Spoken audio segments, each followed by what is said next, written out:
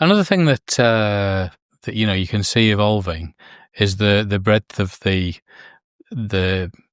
LCV range of EVs. Well, they're still vastly short of the huge variety of cars that are now available. I think there might be 40 EVs that you can choose from, where there's probably about 150 cars, so somewhat behind the curve. But it is a different proposition running a business and a van on the road, and there's some uncertainty for fleets to overcome. I think one of those is the different levels of performance that you get according to what season it is. I think everybody who drives an electric vehicle notices that they get further in the summer months. Yeah, when it's a higher ambient temperature. Yeah. And not so far in the winter months. And that could be a real challenge for fleets if they can do a day's work in the summer, but alas, they can only do 2/3 of it in the winter months. And it takes some really dynamic route planning and demand forecasting to get over that. But, if that's the inevitable way that the net zero initiative is driving behavioural change, then people are just going to have to work around that. And when we are talking to customers about transitioning to electric on their commercial vehicle fleets, we never see a fleet, or very, very rarely see a fleet that can transition everything on day one. It kind of never happens. But what we talk about is concentrate on the low-hanging fruit, the easy vehicles to transition first, okay? And use those. They're easier to do. You can learn from those. Make your mistakes on those ones, because they're not going to be huge mistakes you're going to make, because they're easy to transition. And then as you're doing that, the battery technology, vehicle technology is moving on.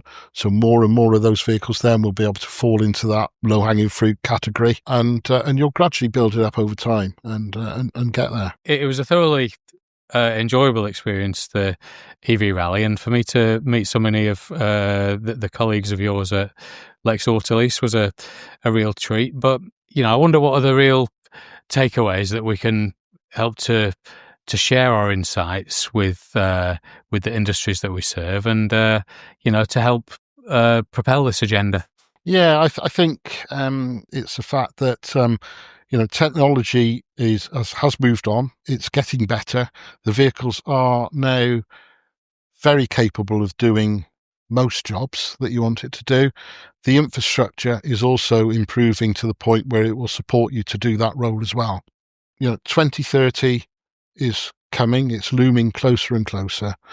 It's the time for burying your head in the sand and ignoring this and hoping it's going to go away has gone.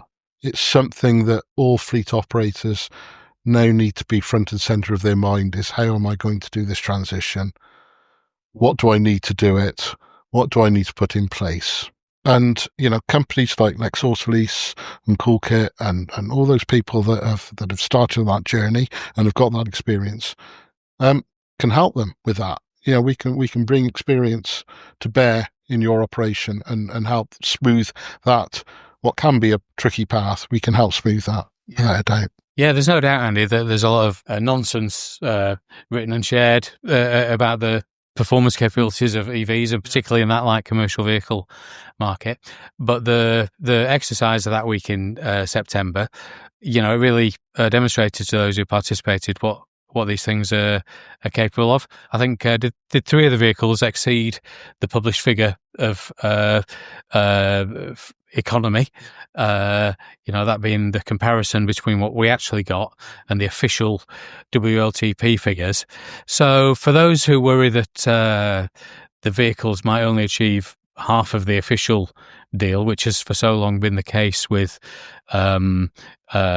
combustion engine vehicles, here we're getting official assessments that are very close to reality. Yeah. And if we can squeeze 200 miles a day out of a van that's equipped with the Coolkit refrigerating system, then there really isn't a solid basis for an argument that you can't be productive. Absolutely. Absolutely. Right. Well, let's see what we can do in a future EV rally.